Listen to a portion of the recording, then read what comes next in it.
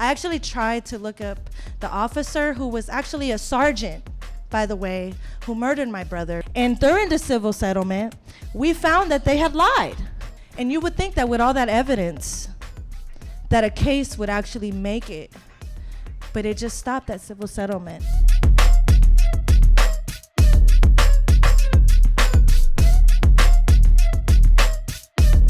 It is my distinct honor to be here today to talk about transparency laws and access to records of police misconduct, full investigative files in the state of California. One of the biggest reasons that decertification is important is because it prevents something called a lateral move. A lateral move is when a police officer does something horrible. Hey, let's say like Majail-Blanco, who murdered Alan Bluford, who came from New York, where he had bodies on his jacket there. Then he came here and he murdered unarmed 18-year-old Alan Bluford as he ran away from him, not knowing he was a cop. And then he went somewhere around Gilroy. Decertification is important so we don't have any more Majail-Blancos.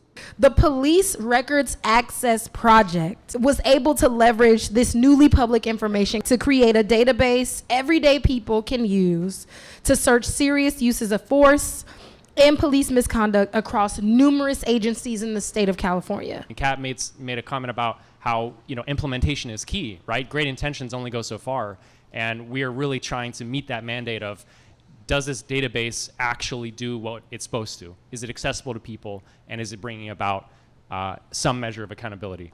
I think in this context, what's really important is not data for data's sake, but actionable data, which is data that changes the way institutions operate. What we are able to do, as you put it, by aggregating together, is to discern patterns that are more probative in terms of convincing people of the disparities and of the inequities that are operating in policing. So for example, prior to Michael Brown's killing in 2014, the national estimates of fatalities resulting from police use of force were in the ballpark of 500 a year.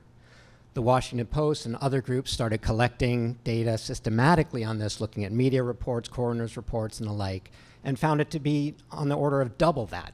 And when we look at those data in the aggregate, we can see that among those who are fatally shot by the police, Black victims are about twice as likely as white victims to be unarmed.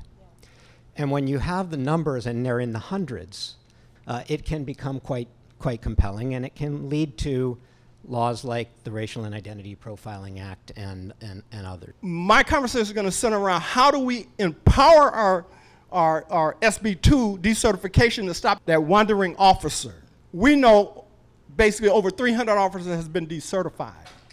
Okay.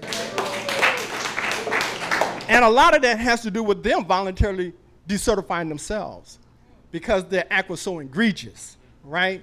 And then there's others, as we know, that are up for decertification, but they have to go through this administrative process.